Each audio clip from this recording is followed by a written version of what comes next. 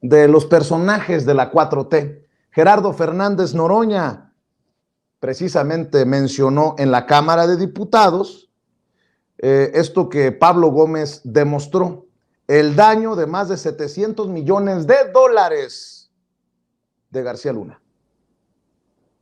Cuando suben en cualquier efeméride a decirle dictador al compañero presidente, no solo carecen de memoria histórica, no solo carecen del rigor histórico y de análisis más elemental, sino carecen de vergüenza.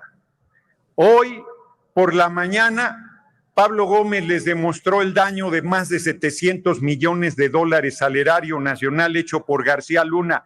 ¿Querían pruebas? Ahí las tienen. Defienden delincuentes porque son delincuentes. Defienden saqueadores porque son saqueadores. Hablan de víctimas de los traidores al pueblo porque ustedes forman parte de esa caterva.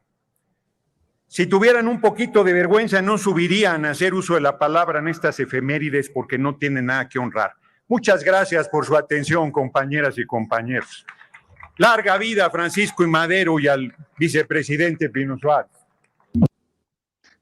Bueno, para aquellos, hasta que se cansen, ¿no? Entre más me dicen palero, entre más me dicen matraquero, entre más me dicen sin sustento, obviamente, porque nunca lo van a demostrar, nunca van a poder escuchar los centavos que caigan cuando nos pongan de cabeza los que nos dicen chayoteros de este régimen, como Lili Telles, que nos dice periodista favorito del régimen. Mientras más el Pelón Gomis me diga periodista domesticado, mientras más yo voy a seguir para que les arda, pues. Ahí les va